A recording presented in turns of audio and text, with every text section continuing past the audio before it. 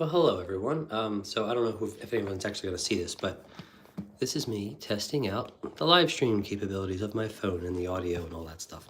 So I'm streaming right from my phone. I've got my paint station set up here at my work desk, and I've got my iPad over here so I can see what's going on and chat if anyone jumps in. I doubt that, but whoa. All right, so apologies for the shakiness as I get this set up. It's probably gonna rock a little bit.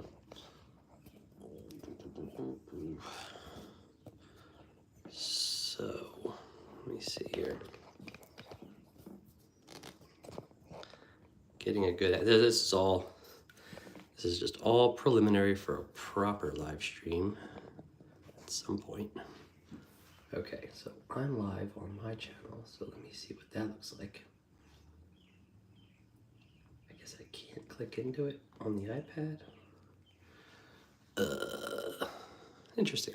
Okay, so a couple things. I want to do a little bit of painting on this guy. I want to just jump into probably just painting this axe. Then I've also got to finish this guy here. He needs to be glued down and add a few more details to him. So I'll get to that in a minute as well. So it looks like I'm my only viewer, but I can't watch it on the iPad. Try restarting my iPad. Oh, this is why we do these tests. Okay.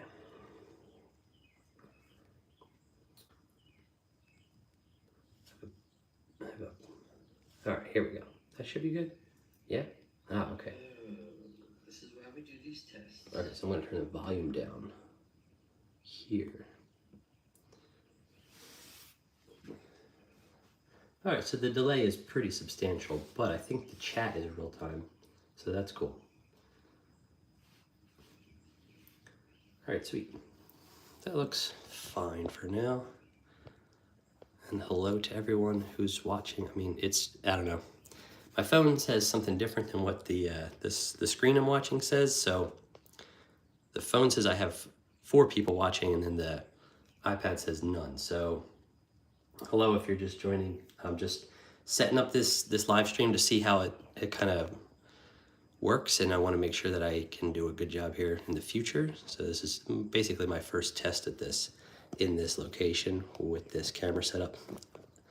I'm on my phone recording, so the quality is probably the best I'm going to get right now. So yeah, I'm working with an old paint palette. I'm going to finish gluing, putting together Lionel Johnson here. This is a commission for a buddy of mine. He's almost done. I have to just get him his little duders glued together and kind of give you a look at the back here. I'm pretty happy with how he turned out. I don't usually do commissions, so this was kind of kept loose and fun for him, and see if I can get it. Oh, look at that. It's hard to readjust the focus once you're in the live stream. It's interesting too. All right. So where is the focus zone? Let me see what I can do here. Does the light help? Light from the camera does help a little bit, but that is out of focus, isn't it? Woo. Where would focus be? Back here? Here? No. What's this do? Oh, it's a highlight. That's interesting. Turn the mic off. Apply a filter. I don't want to do that. Can swap the camera. Hello. Well, look at this hair swoop today. Swap back. Okay, so I guess that's the big thing. Is getting the focus right. Should it be back here?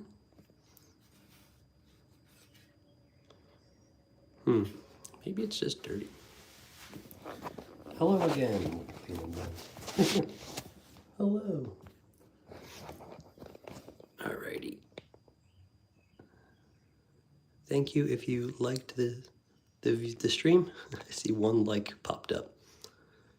Me and 1 other viewer, so this is a very personal session between whoever is watching. Feel free to drop a hello. Hey, Brandon Orion? Thanks for stopping by, man. I apologize for this being like totally makeshift. I'm figuring it all out as I go. I want to do more of these, and in order to do that, I need to get a system in place, you know, so this is working out the kinks. Let me see here. I realize mornings aren't great for most people, so that's why I decided to do all the testing in the morning. I could kind of get it out of the way, but we'll see what happens. Maybe it'll be good for some people. So I've got an old palette here I'm gonna freshen up in a second, and then we can get into what I plan to do. I just want to work on, I've had this guy, he's like a Russian toy soldier that I spray painted black. He's a skeleton with dual wielding axes, so I want to give do a little practice session for a bit and see if I can make this look like a non-metallic metal using a bit of Sergio Calvo's like as inspiration. So I linked his work in my community page on YouTube, and I just love the way he paints. I love his style and his application. So I'm gonna kind of take a bit of inspiration for him for these axes and do like a blue-greenish mix. Oh, I'm sorry, I'm not. Yeah, sorry, Brandon. I wish I spoke multiple language. Which is your primary language, buddy?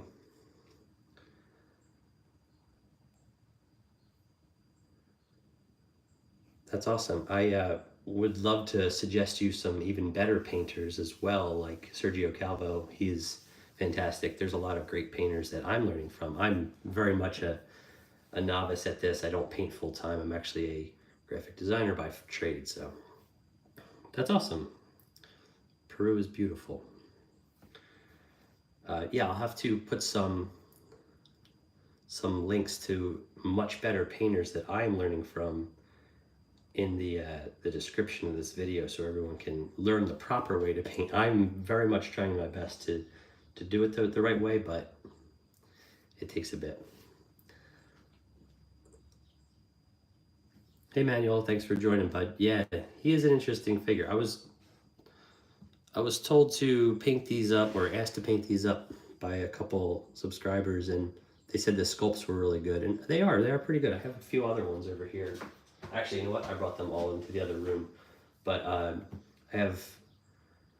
think there's 4 other sculpts, 5 total, and this plastic is a little softer than I would like, but they are pretty cool. I mean, the details are decent. I couldn't find a great reference for the color of Italian uniforms in World War II, so I just did a dark gray with some light gray highlights.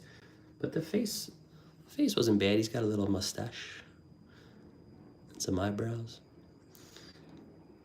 It definitely looks better this way.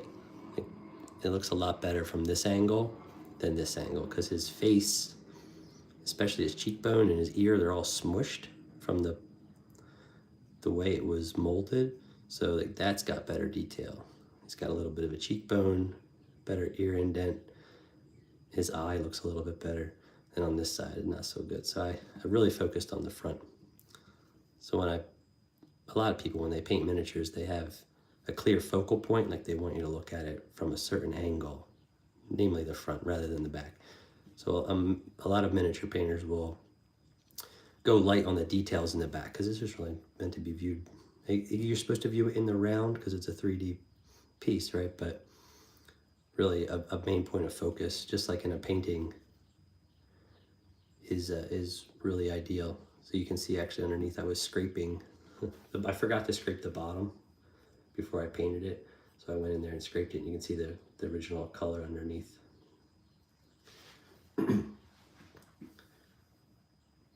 And Brandon, I wanted to mention, there are some real-time English to Spanish translators out there. I know Chat GPT, I'm not sure if you're familiar with that, does it. Their new 4.0 model does a great job of translating in real time, which is pretty cool. But I do apologize, I only speak English. So what I'm going to do real quick is just grab a few colors, and I'm going to paint the axe blade of this skeleton I'm gonna get some more light in here too.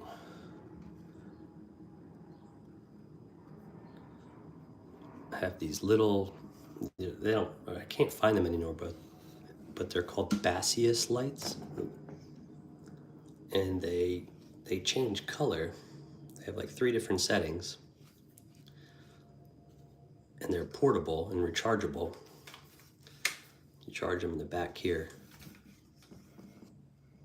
Oh, that's great. I didn't know YouTube did that with the translator. That's excellent.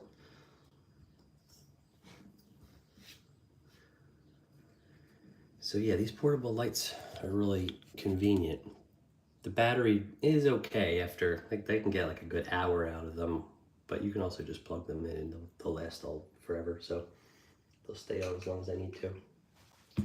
Okay, so I was looking at Sergio Calvo's reference for a miniature he painted that was a panda, and I really loved the blues and greens and grays in that, so I'm going to be referencing that a little bit. And I don't actually have the reference up on screen, so you won't be able to see it, but I will certainly link. That's in my community page, so if you go to my YouTube community page, you can check out the link to, actually that's a link to an orc that he painted. But in his videos, you can see the panda. He's got this beautiful large axe he's holding over his shoulder, and it's got blues and greens in it, and grays and whites. So I'm going to grab a couple colors from my paint sets over here, a whole bunch, and I'll get started. So lately, I pretty much exclusively use Vallejo paint now, but Vallejo recently came out with some new paints called, I don't know how new they are. They're new packaging. It's called Game Color. So I picked up 3 new colors. I'm not sure I'm going to use them with this guy just yet, but this is what the label looks like. So this is the original label, and they even have a new logo now. So like, this is their old logo and branding, and then this is their new stuff. I don't know if they have their new logo on here. I guess it's just that V. They redid the word mark. They redid all of the labels. They also have new bottle caps with this red seal. So once you open it, it cracks. I already cracked this one. These ones haven't been opened yet. You crack it open, and then it has a pretty good seal. I like these little guys. They're like $3.50 a piece, which isn't bad. These will last me a long time. For $3.50 a bottle, I think it's a pretty good deal for how long you can make it last. So I'm gonna grab black, white, gray, I think a bit of green. I'm not sure which green yet. Probably something that's on the lighter side of green, maybe with some yellow in it. So I like this English uniform color a bit. And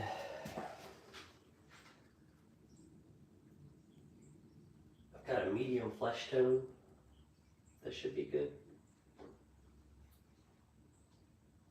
I got a dark blue gray and a black gray. That's what's kind of on my palette here. And this is all left over from painting the Italian guy here. So, all right, let me get what I'm not using out of the way. Proper setup is always important, right? So I'm probably gonna ditch this because this is all kind of dried up. Give me 2 seconds here. I'm gonna replace this. So I have a bunch of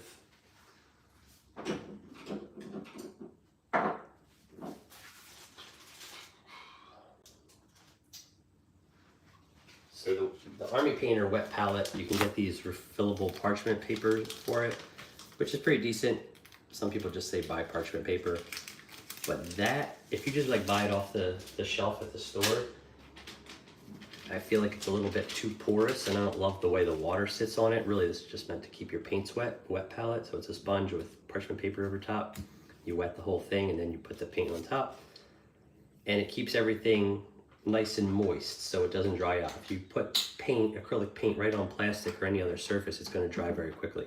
So even when you're done, you put the lid on top and it'll keep everything moist inside. You'll even see condensation build up on the bottom of here. This is dry because it's been open for a little bit and I want to try it on the mat. But I'm gonna go fill this up in the sink and then clean it off. And what I'll do is I take a credit card and I just smooth it out. So my sink's right here.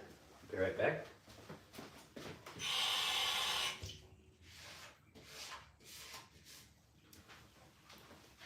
All right, so just a little bit of water on top like that. And what I'll do is I just take my credit card and I just smooth out the wrinkles. So anything that's hard plastic and sharp, smooth with an edge. Now there's a bit of water still in here, and I just want to smooth it out to show you how I do it. I like it nice and smooth, and you get like these little soapy bubbles that come up. I think it's just from the paint. I'm not really sure where the bubbles come from, but it's this like white soapy discharge. So I'm just gonna clean that off in the sink.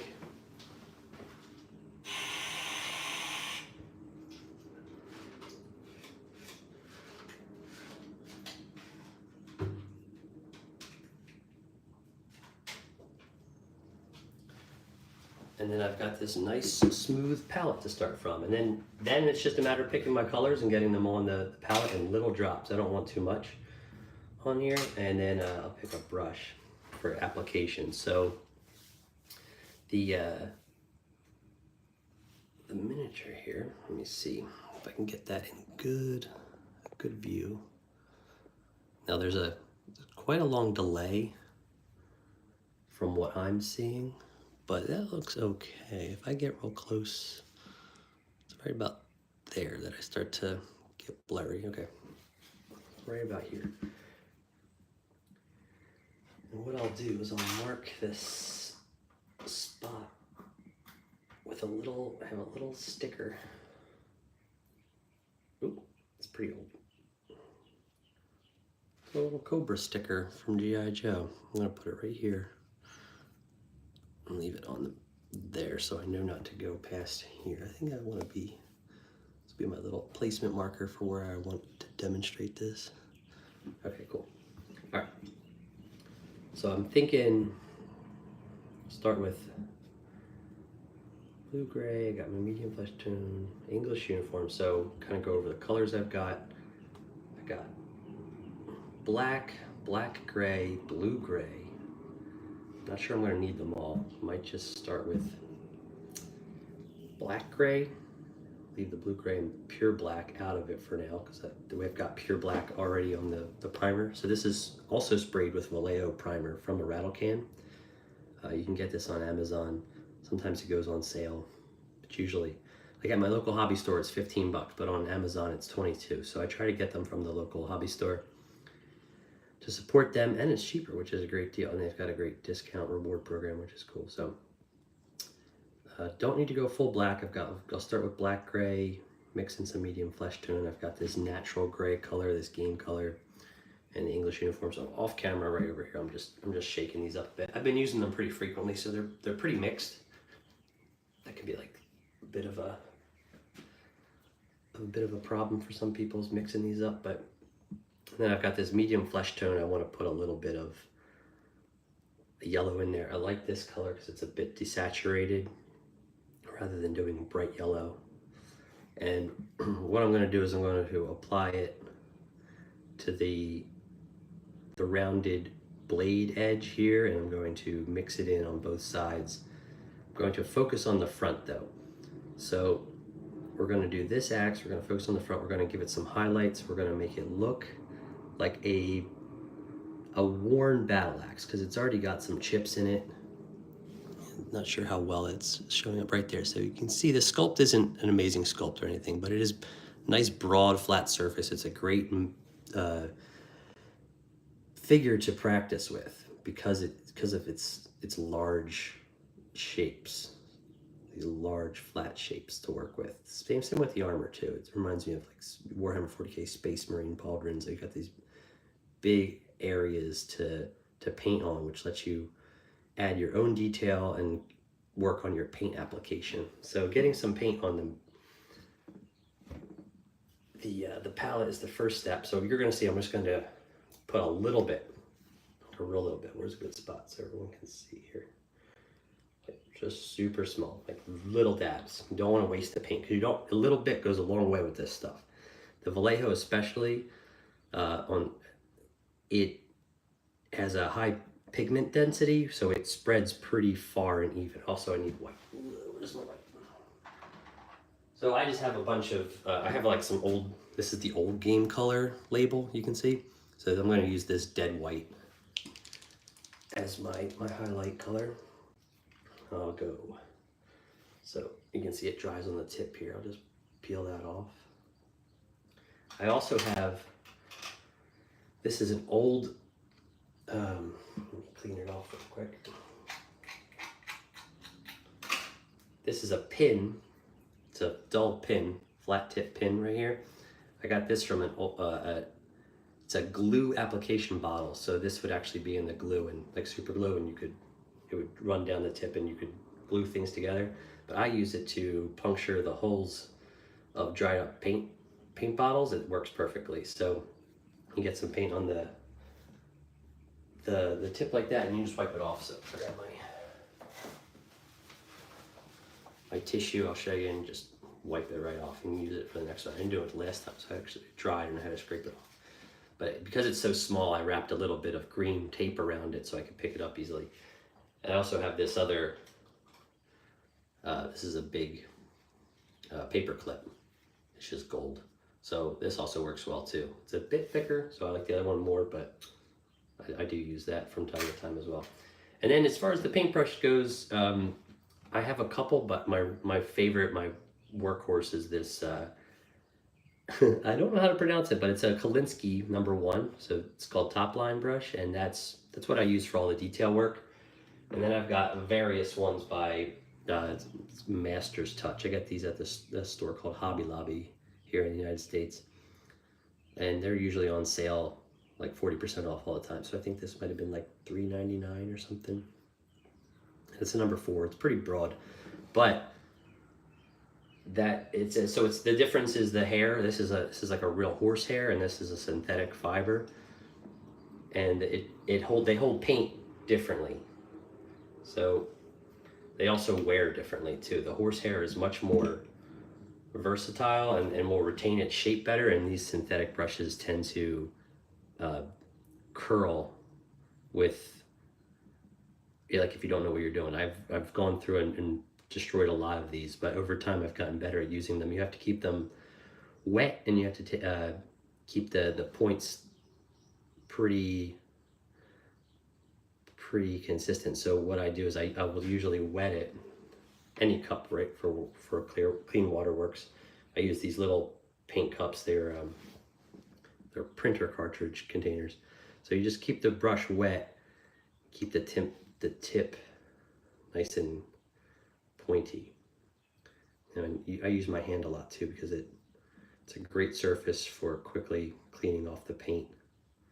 So I'll add some gray onto the palette in the middle here, and then again, very little bit of paint. I'll add in my yellow.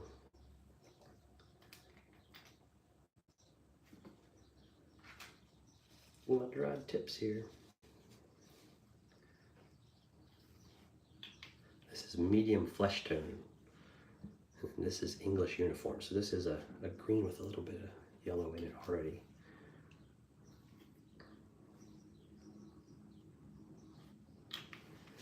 So the paint density is pretty dense, but when you paint miniatures, you really want to water it down like a lot. So you can see the consistency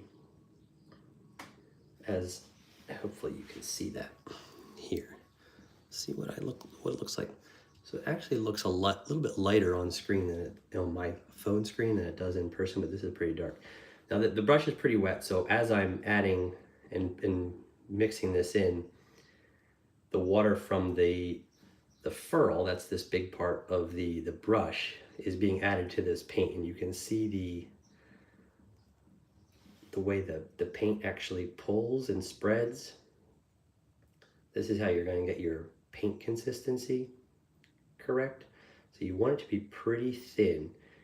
You don't want it to the best way I heard it described was by Jose da Vinci. He was an amazing painter. He really helped me with my paint application. He's got great videos on his channel as well. Shows you how to clean brushes and things, but he says you don't want it to like peak or valley. You just want a smooth consistency. Duncan Rhodes covers this as well, another fantastic painter. So you can kind of see, I'm gonna pull this aside here, move these over.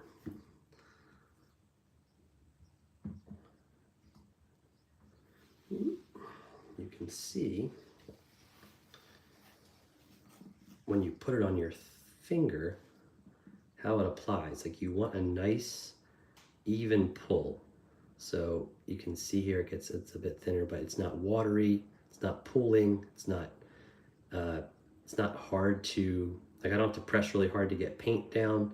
You know, you want it to be just like an easy application. So when I put that on the actual miniature, let me see if I can get this in a good spot here. Being comfortable is the number one thing. That's a whole other tutorial in itself, is how to paint comfortably. So as you apply this, I got a bit of the shakes because I'm still coming down off my morning coffee here. You can see it's very wet. You can barely see it, but it's nice and smooth. And that smoothness is key. So, because that's gonna make sure that when you paint additional layers over top of it, it's going to be nice and thin. You don't want a lot of paint to build up through the application. So you want to identify where you're going to paint. I could paint the whole thing really, this this blue-gray, but I do want to maintain some of the blacks, so picking where the blacks are going to be, that's part of the painting process, right? Figuring out where to apply things. So we've got this nice mid-tone. Hey, Pi VR, thanks for stopping by, man. Appreciate it. Is that WSG? Is that what's good? I'm not sure what that means. But as I got a bit of the shakes here, so as I'm putting this down. All right, so that's a good like build up over the black. Now, constantly cleaning my brush, right? But I want to mix in a little bit of gray to the black, so I'll show what that looks like. Again, this is still pretty thin down, and the paintbrush still has a good amount of water in it. So if I just bring over some of this blue-gray to this neutral gray, you can see that it starts to lighten up. So now I've got a bit of a gradient in here. And the more I mix between the two, the more subtle the gradient will get. And then I'm just going to find where I want these highlights to be, and then start to just slightly apply, like real light touch. Right? A nice light touch. Maybe along the edge here. When you paint the edges, you want to use the edge of the bristles along the furl here. And then a little bit of randomness to kind of catch the light. And you want to go with the direction of the blade. So a little bit down here maybe. A little bit on this little highlight, and the lights above my head help with determining where the light should go. So those are really great. So I have got two lights on this. If I turn this one off, that's right here, and I focus on this overhead light, I get a bit more of a dramatic light to it, so I can find those highlights a bit better, especially if we look at I accidentally put some paint here, but you see how the light is hitting this pauldron right here? Like that's where I would indicate the light with the paint. So having a consistent light source like that will help you if you're painting non-metallic metals. And what this will do is I'll just keep building this up lighter and lighter in these light areas, and then I will create a bit of a glaze and blend them together. So I'll go over here. I'm not going to clean my brush. I'm just going to keep the black in there. I'm going to start adding some white in. this gray, and I'm gonna move over right here. I'm gonna go right add I'm gonna try and go up to this higher gray color. So again, it's all about the blending process with this. So I just want to start dark and go light with acrylics. Whereas, opposite of that would be watercolor, where you start, you don't touch the whites. Like the whites are always like the paper. So with this, so again, I'm just going to use my hand to keep my tip nice and sharp. And I'm going to just come back in here.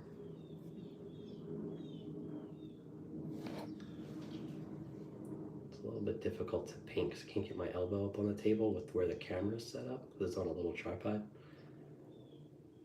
But you can see, oops.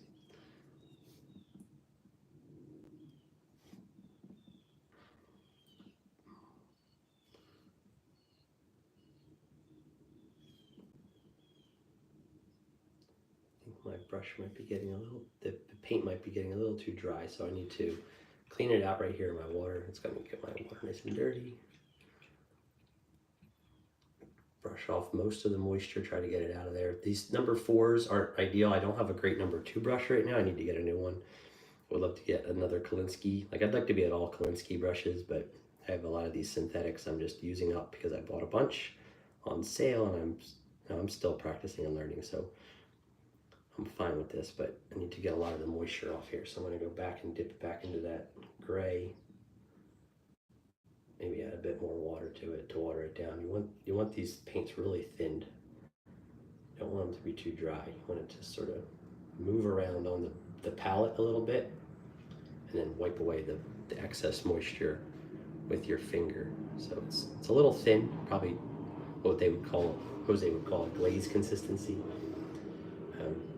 So you just want to make sure that there's enough paint on there that the density is good, because we're not into the glaze step quite yet, but it's a little transparent. So I'll just add in a bit more of the colors, blend up a bit into this gradient I'm creating. Oh, too much black.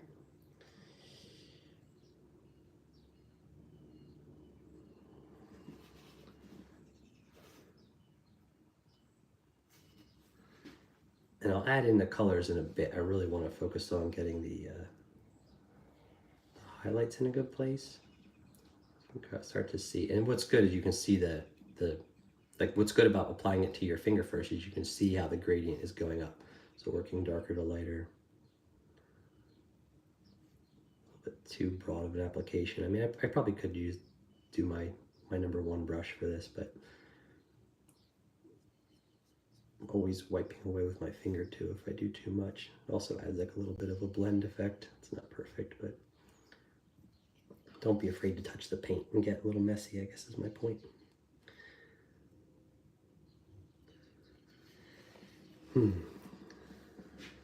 Now I'm struggling to be a bit comfortable with this, so I'm glad I'm doing this test first, because I don't think I'm gonna have to move my camera for future lives. Typically when I paint at this desk, I'm constantly shifting things around.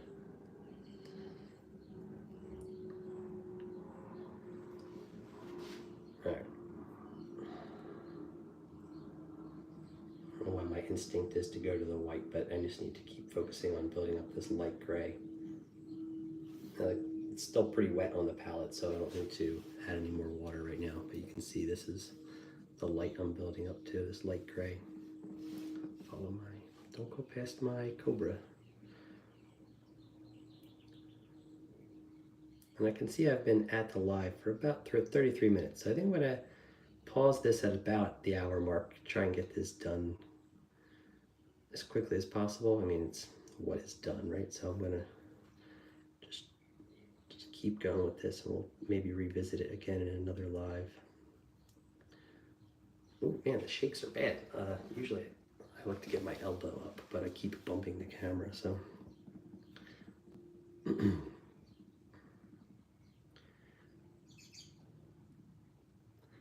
this is it. This is the whole process. Back and forth, building up lighter and lighter.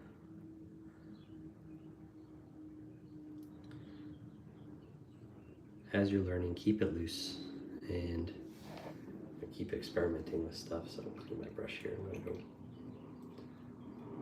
And then let things dry too. You can do a wet blend. You can mix wet colors on the miniature and then let them dry after they've been mixed together. It creates a very smooth transition, but for this demonstration, I'm going to let them dry for a second. Acrylics especially water down this thin dry very quickly, which is nice.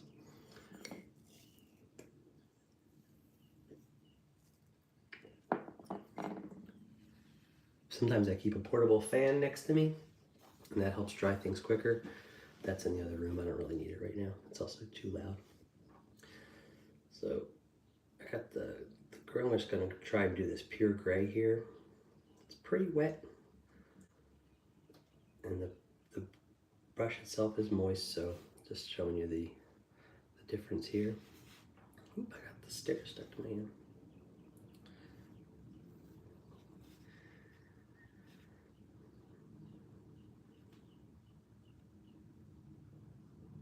A little too wet.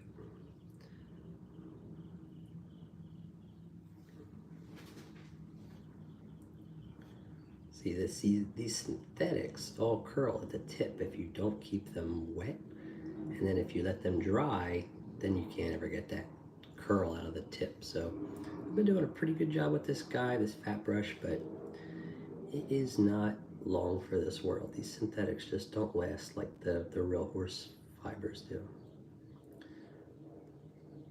The horsehair fibers, like the Kolinsky brushes, sable horsehair. I want to get Squidmar miniatures. They have a line of paintbrushes that look great. They're expensive, but I'm probably going to get them at some point because I just know that I'm getting exactly what I want. And it's endorsed by the guys at Squidmar Miniatures. And they are fantastic painters and educators, so I would trust their brand over anyone else. Artist Opus, I think, also makes a good line from what I've heard, but I have not really followed his work too much, so I'd have to look into him a bit more. I know he makes a really good dry brush set people seem to love. It's like these high-end dry brushes, kind of fat, look like makeup brushes, but they're horsehair, I believe, so they're good for miniature painting. So, all right, moving closer to white now. The other thing I want to do with the live streams is figure out how to do my face on one camera and then have the miniatures painting in like another view. So I guess it's like I need two cameras. I need to figure out how to do that. Pretty sure I could just Google it and search it up, but maybe do like a webcam from my computer so you can see my face and then the phone on another one. I'm not really sure how it works. So right now I'm going to add in a little bit of this yellow to the gray. I think I've seen Sergio, the way he does it is he'll glaze it over, so it's a lot thinner, but for what again, because I'm testing this out, I want to see how it works if I just bring a little bit of that yellow, not quite glaze consistency, but I'm curious to see how it starts to look. Yeah, it looks pretty cool. So I know he would probably glaze this like really thin, just really watered down. And then I'll add this brown back into some of the low lights. Clean my brush.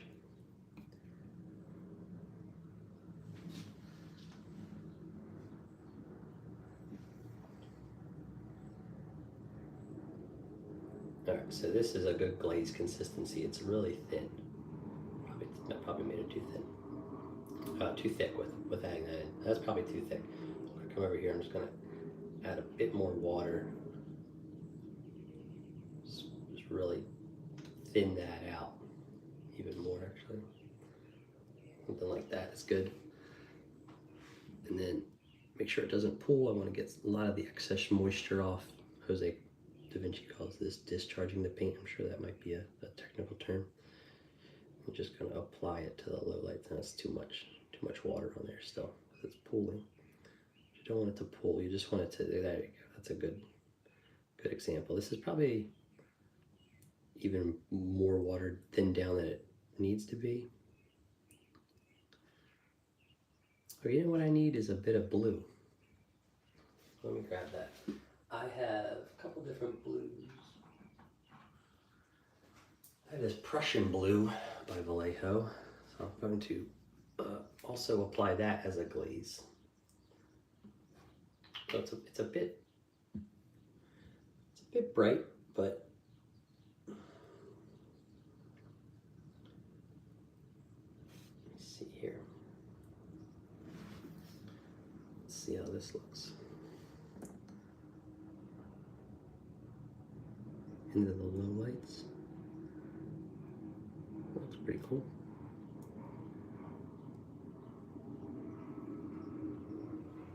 Yeah, looks pretty neat. Can even bring that into do like a bit of a glaze over the black to add in some more color. Hit those low lights, hit the shadows, that blue. There you go, now we're painting. That looks good. Okay, so now I'm just gonna have some fun because I'm getting to the end here. I'm just gonna mix in some things. Try and get a bit more of the color blended through. Then I'm gonna go in and add in a bit more highlights. So take the white and the gray mix. I don't want to be super bright white just yet, but that's a good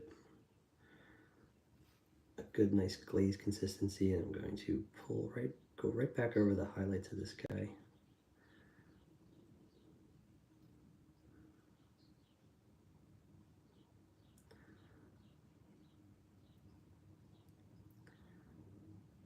And the more time you spend glazing and highlighting, the better it's going to look. It takes a lot of practice and a lot of skill that comes with time to make it look really believable as a bleed. But this is a good first pass, I think, for me. So back to low lights and then mix in some brown, add in some blue. Oh, I just lost my light because the battery died. As I was saying, I'm going to go back to my main light here. Move this one out of the way.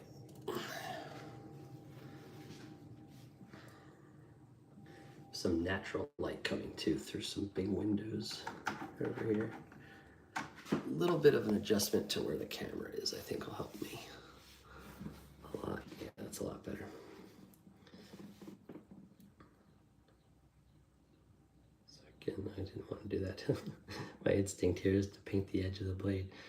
So bring in a bit more of those lights and then go back and forth and back and forth and back and forth.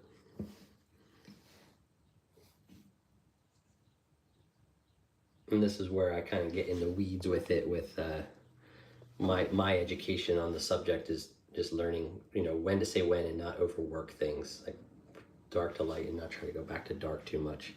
I tend to do that. So I'm always fighting myself. It feels like this is where it's really great to have like a coach, someone that who can guide you.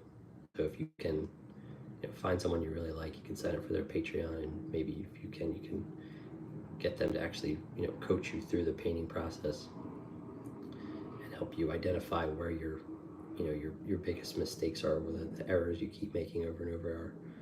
I know that I can personally attest that I absolutely overwork my paintings because I love the application, the painting process. So I tend to just go too far because I want to just keep painting, and I really should stop when I'm ahead or move on to the next thing, and I linger on the wrong steps for too long. That happens a lot.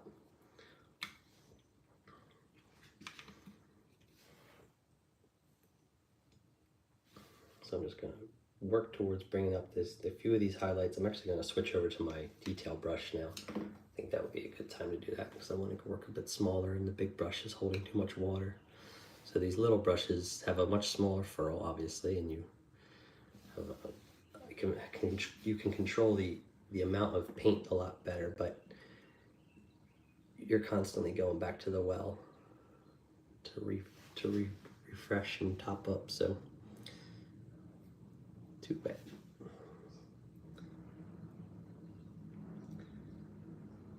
Paint consistency and application. That's what I'm working on all the time.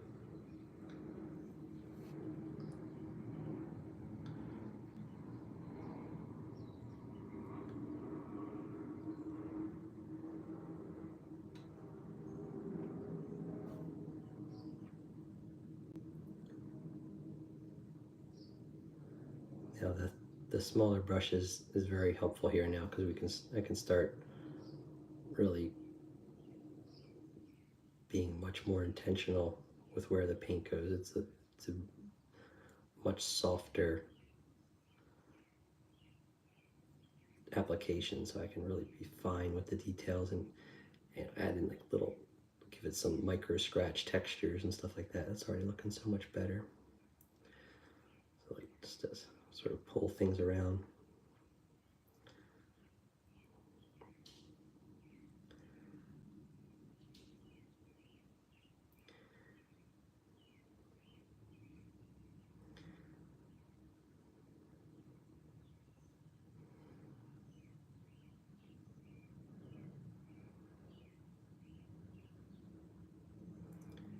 So what I've developed here is a method for gripping the miniature that is good and bad. I mean, it's good that it lets me gives me a much sturdier hand when I'm painting, but it's bad in that I'm touching the miniature, and you really don't want to do that. Like, that's another thing I need to work on. Is sometimes I use a paint handle, which I don't know if it's down here. I think I brought it back upstairs. But essentially it lets you hold the miniature down here. But I like getting in there and being able to push my fingers against themselves lets me have a stronger, sturdier grip. Okay, so I think that looks pretty cool for this demonstration, right? I'm gonna go a little bit into the pure white here at the top.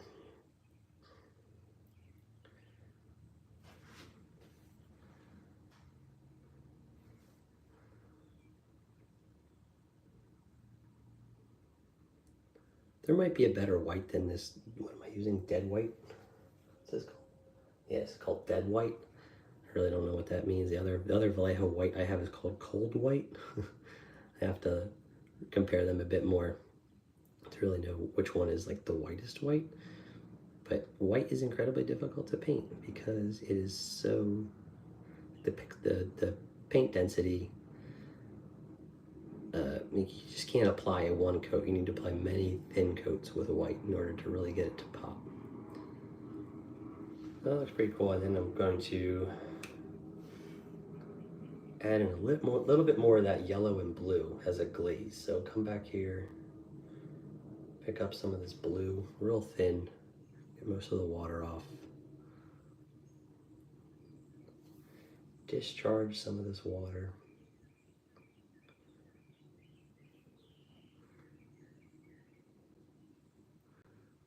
Just very gently apply. See, it's still too thin because it's pooling at the end of the brush. So when you pull the paint, you really don't want it to like bubble, like pool rather. Let me pull this here. Pull and pull, different.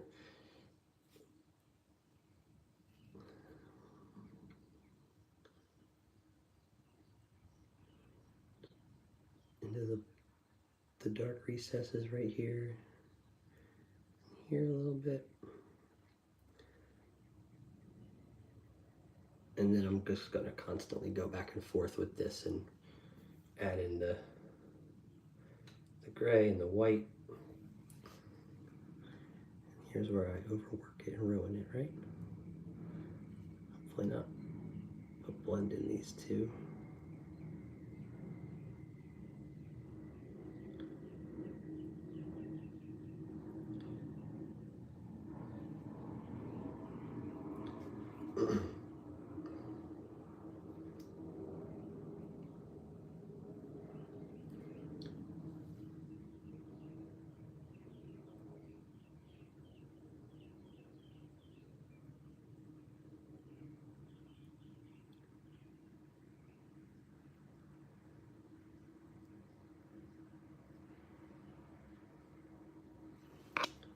Woo.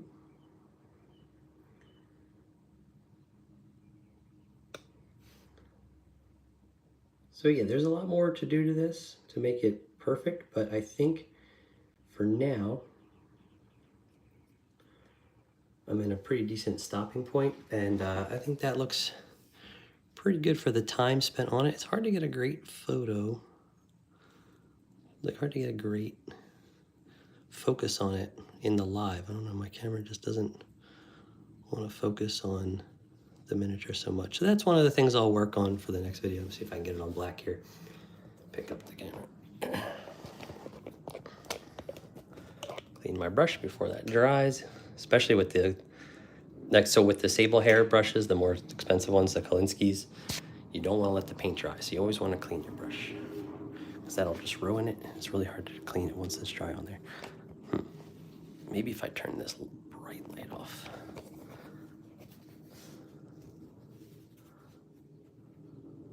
Ooh. Kind of see it. You can't really see it at all in the black. So that's a good first pass. I like it. I mean, there's the start of micro scratches on there, looking pretty cool, and then the blending is a great start. So cool, yeah.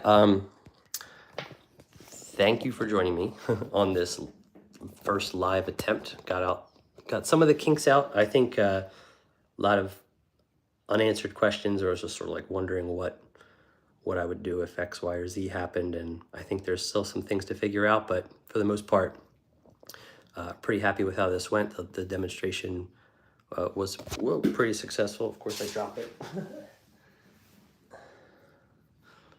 And I'll have to figure out a nice thumbnail for this, and look forward to more lives. I'm going to try and come up with a schedule for them in the future, and we'll go from there. Thank you for checking it out, whether you caught it live or watch it later. I appreciate you, and hope you have a great rest of your day. Thanks.